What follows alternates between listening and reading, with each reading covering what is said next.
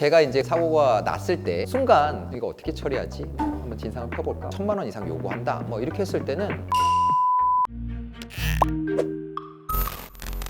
안녕하세요. 이기루 변호사라고 합니다. 교통사고 전문 로펌 유네니 대표 변호사로 활동하고 있는 그런 변호사입니다. 가해자로 교통사고를 발생시켰다. 일단은 사람이 다쳤는지를 제일 먼저 보셔야 되겠죠. 다친 사람이 있다라고 했을 때는 119에 신고를 해서 응급처치를 먼저 하시는 게 제일 중요하고요. 차량 파손이나 이런 부분들은 사진을 찍어서 체크를 해두시는 게 좋고, 그리고 또 경찰에 신고하시는 것도 경찰에 신고라면은 뭐 불리할 수 있다 뭐 이렇게 생각하시는 분들이 있는데 그게 아니고 CCTV를 정확히 가리기 위해서는 경찰이 개입하는 게 불이익을 보거나 이런 것들을 막을 수 있으니까 가해자가 됐을 때는 특히나 후속 조치, 응급 조치와 경찰에 신고하는 거 이런 것들을 잘 처리하시는 게 좋을 것 같아요. 변호사님을 부르는 거. 뭐 친한 분들은 저를 부르기도 하시죠. 친한 분들은 부르시는데 뭐 제가 이제 당장 현장에 나갈 수 있는 상황이 되는 경우는 잘 없고요. 조언 정도만 해드리고 있죠. 일단 피해자일 경우에는 자기 피해 상황에 대해서 설명을 할 수 있는 가벼운 접촉사고라고 한다 그러면 자기 피해 상황을 정확하게 언급을 하고 보험 처리나 아니면 가해자의 인적사항 이런 것들을 좀 확실하게 물어볼 수가 있죠. 당장 사고가 났을 때는 불편한 데가 없다고 생각하실 수도 있는데 그렇게 해서 그냥 이렇게 헤어지게 되면 나중에 교통사고라는 것이 후유증이 무서운 거거든요. 하루가 지나고 이틀이 지났을 때 어디가 아프고 이런 경우가 생겼을 때는 연락처를 알지 못하면은 이제 나 혼자 그런 손해를 감당해야 되는 상황이 생길 수 있으니까 피해자라고 했을 때는 내가 어디가 안 좋은지, 자동차 같은 경우는 어디가 파손이 됐는지 정확하게 증거로 남겨놓으시고 상대방 가해자의 인적사항이나 이런 것들을 잘 챙겨두시는 게 필요할 것 같아요.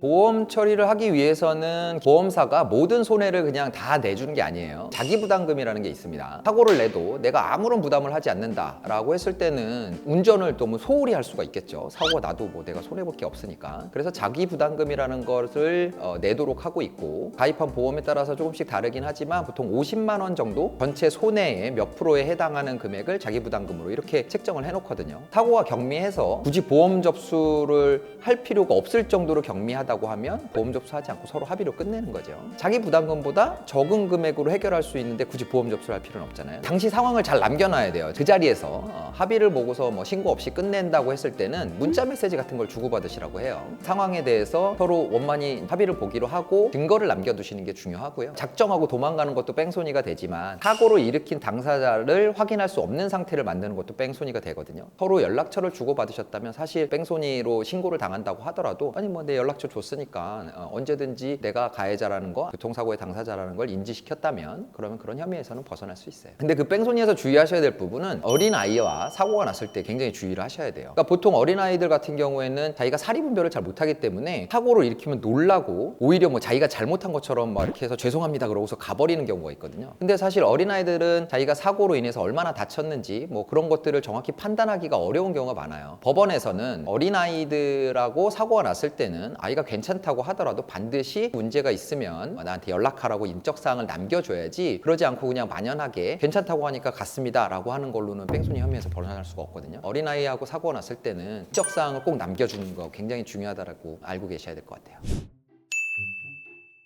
저는 정책적으로 좀 개선이 될 필요가 있다고 생각하는데 정말 가벼운 사고에 협상을 할 때 내가 피해를 봤다라고 해야 뭔가 이제 합의금도 더 받을 수 있고 이런 것들을 잘못 알고 계시는 거예요. 보통 병원에 가면 문진만으로 2주 진단은 모두 끊어주거든요. 소위 말하자면 나 목 이러고서 이제 내리면 그때 당시에 내가 분명히 다친 게 있다는 걸 표시했다라는 게 되는 거죠. 그러고 가서 이제 병원 가가지고 별로 아프지 않아도 목이 아파요 이렇게 하면 2주 진단서를 끊어준다는 거예요. 대인 사고가 됩니다. 사고의 정도를 봤을 때 대인 피해가 발생할 정도가 아닌데도 그런 2주 진단 갖고서 이제 대인 피해를 접수하기 때문에 보험료도 많이 지출되고 서로 간의 분쟁 정말 가벼운 사고인데 한쪽이 목 잡고 내리면 대인 사고가 있는 교통사고 처리 특례법상의 입건 사안이 되기 때문에 잘못된 관행들이 좀 있는 것 같은데 사실 2주 진단에 대해서는 형법상 상해 아니면 교통사고 처리 특례법 이런 걸 적용하는 것을 좀 신중하게 할 수 있는 제도적인 장치가 필요하다고 생각해요. 상대방 쪽에서 그러고 있습니다. 뭐 짜증이 나겠죠.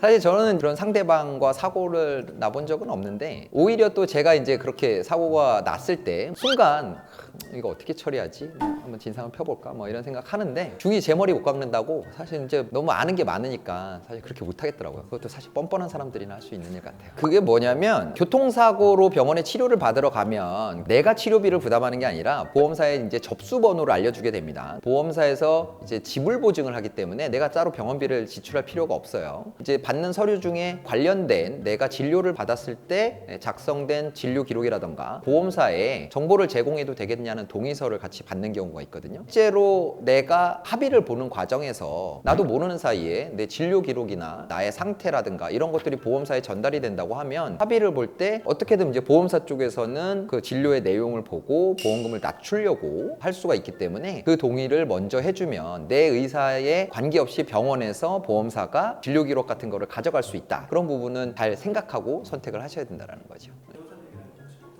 하지 마세요. 네. 나중에 필요하면은 합의를 올 때 주면 되니까요. 네. 합의금을 많이 받는 방법이 뭐 따로 정해져 있지는 않죠. 사고의 뭐 이제 경중에 따라서 많은 차이가 있을 것 같은데 많이 다친 사고 같은 경우에는 그냥 합의를 보시면 내가 얼마를 받는 것이 적정한지 감이 생길 수가 없어요. 특히나 이제 뭐 후유 장애가 남는다던가 뭐 이런 사고들 같은 경우에는 법원의 신체 감정을 받아야지만 정확한 내 장애율이라든가 이런 걸 판단할 수 있기 때문에 그런 거는 경우에는 전문가의 도움을 받으시는 게 꼭 필요하다고 생각되고요. 아주 경미한 사고들 같은 경우에는 사실 보험 약관에 나와 있는 게 정해져 있어요. 그래서 아무리 내가 뭐 아프다, 뭐 손해가 많다 이렇게 주장을 해도 보험사 입장에서는 주는 금액이 약관에 정해져 있기 때문에 상해 등급이나 이런 것들이 일정 수준 이상으로 올라가지 않으면 내가 원하는 만큼 충분한 합의금을 받는다 이렇게 되기는 어렵거든요. 그래서 제가 생각할 때는 일단 치료를 충분히 받으시고 보험사 그 담당자에게도 너무 심하게 뭔가 과다한 요구를 하시기보다는 솔직하게 이제 어느 정도까지 해줄 수 있는지를 확인해 보신 다음에 주변에 좀 조언을 구해서 합의를 보시는 게 어떨까. 저도 이제 지인들 중에서 뭐 친한 분들이라든가 아내의 친구들 뭐 이런 사고가 났다고 이제 물어보시는 경우가 있는데 그러면은 이제 그렇게 말씀드려요. 뭐 요거는 약관상 보면 한 200만 원 정도 2주 진단에 통원 치료 뭐 이런 정도면은 합의금으로 한 200만 원 정도 받으시면 충분히 받으시는 거다 뭐 이렇게 해드리거든요. 그래서 너무 욕심 부리지 마시고.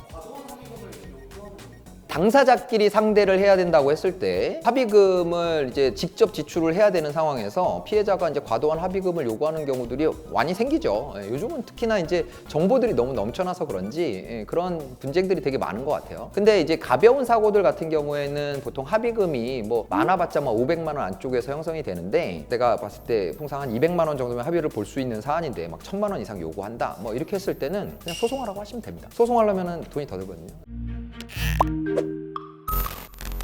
오늘 영상이 도움이 되셨다면 구독, 좋아요, 알림 설정 부탁드리겠습니다.